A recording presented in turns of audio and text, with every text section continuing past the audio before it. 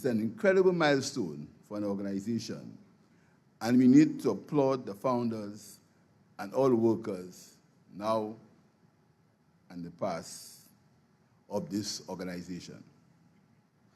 5Cs is an example of successes that can be secured when member countries collaborate and work together to deal with common challenges, in this case, the challenge of climate change. 20 years ago, when CARICOM heads gathered to establish this regional institution, they did so with a vision responsive to the threats of climate change. They had the foresight and determination for a coordinated response to global threats. For 20 years, the 5Cs has delivered transformative regional projects, mobilized significant amounts of climate finance, while serving as a hub for critical data and channeling of resources to our region. Yet, few people in the region are aware of the significant work and meaningful contribution that 5Cs have been doing. It is this public information deficit that undermines the value of CARICOM institutions like the 5Cs. This information deficit must be corrected sooner rather than later. Let the 5Cs announce loudly to the people of the region its hard work and contribution to the lives and livelihoods of our people.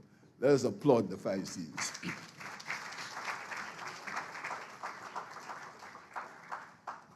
5Cs represent a tangible example of CARICOM countries working together for the good of its citizens. CARICOM is a force for good in the region and requires the support of those who care about the Caribbean people. We must find ways to strengthen CARICOM, not weaken it. As in all other integration movements, CARICOM continues to struggle with the challenges of insularity and protectionism. However, we cannot give up.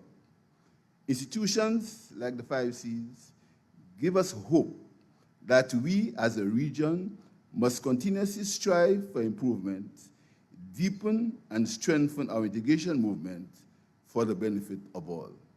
Let us continue to work with CARICOM.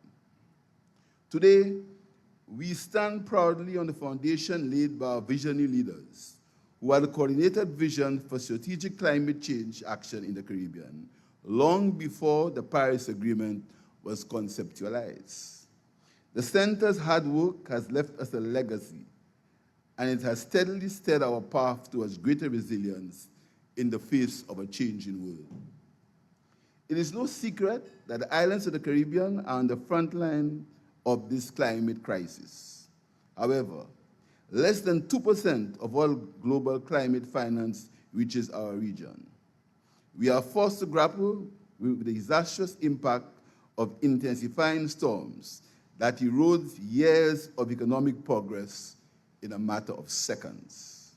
In this journey of endurance, 5Cs has stood as a formidable ally in enhancing the capacity of our nation to rebuild better while supporting the mobilization of resources. We all appreciate the challenges of mobilizing financial and other resources for climate action. An unfortunate reality that underscores the growing need for enhanced and more equitable financial support for our countries from the international financial infrastructure. In this regard, we must commend the Center for its instrumental role in mobilizing much-needed finance for our region, while providing technical support to our climate initiatives. The international world continues to promise financial support for loss and damage caused by the climate crisis. However, delivery is slow. Allow me to suggest that 5Cs explores the possibility of creating a homegrown financial vehicle that can close the funding gap. Consideration can be given to the creation of a regional climate investment fund as a special purpose vehicle to attract climate-related investments. I'm sure that 5Cs working in the University of the West Indies, the University of Belize, the University of Guyana, and other academic institutions in collaboration with the Caribbean Development Bank and CARICOM, can lead the research in the search for a new flow of much-needed capital. In St. Lucia, we have taken one small step and a leap in the future by enacting legislation for the creation of a sovereign wealth fund for future financing of adaptation and mitigation for climate-related activities. The 5C Center must be commended for creating an enhanced understanding of the vulnerabilities and lived realities of the climate crisis. With limited resources, the 5Cs has championed the regional cause of science-based advocacy, ensuring that data and evidence are the bedrock of policy development. Their work in integrating climate considerations into national development plans, conducting vulnerable assessments, and strengthening early warning systems have undoubtedly enhanced the adaptive capacity of our nations. The Center has made noteworthy strides and interventions in several countries. For example, the safeguarding of coral reefs for the deployment of early warning systems, expanding climate monitoring with automatic weather stations across islands, and improving water security through innovative technologies such as solar-powered saltwater reverse osmosis systems, or the signing of Memorandum of Understanding with governments of several countries to build the capacity and strengthen national frameworks for the development of partnerships with the Green Climate and Adaptation Fund. 5Cs have helped ease the financial burden and costs of climate intervention strategies. Understanding the need to translate policy into action, the Center has forged strategic partnerships with various international development agencies, friendly governments, multinational funding donors, and academia, leveraging diverse expertise and support to respond effectively to the impacts of climate change in the region. As a partner in resilience, 5Cs has supported many of our nations to shape policies that embed climate change planning and action into our national frameworks, even at a time when the concept was not yet fully understood. On a regional level, the Center has led the development and implementation of the Regional Development Framework for Achieving Development Resilience to Climate Change and its implementation plan. This framework provides the region with an effective blueprint in collectively building climate-resilient economies.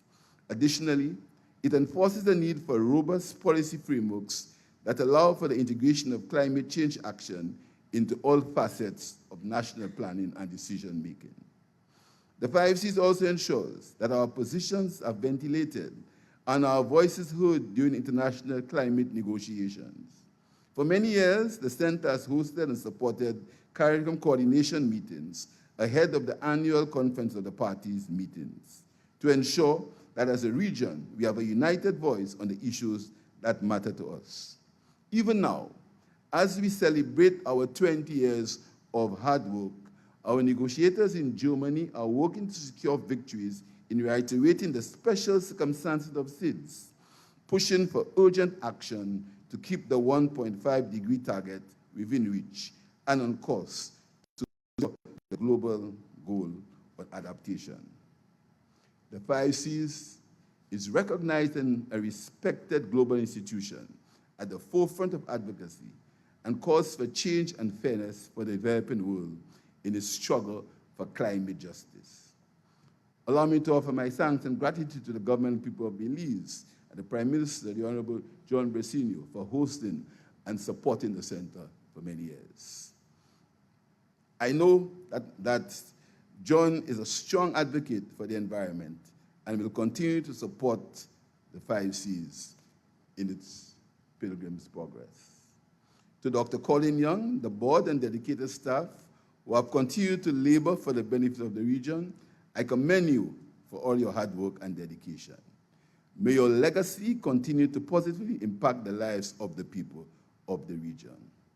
Let's remember St. Lucian Derek Walcott, his lament that my climate now is the marsh. I thank you.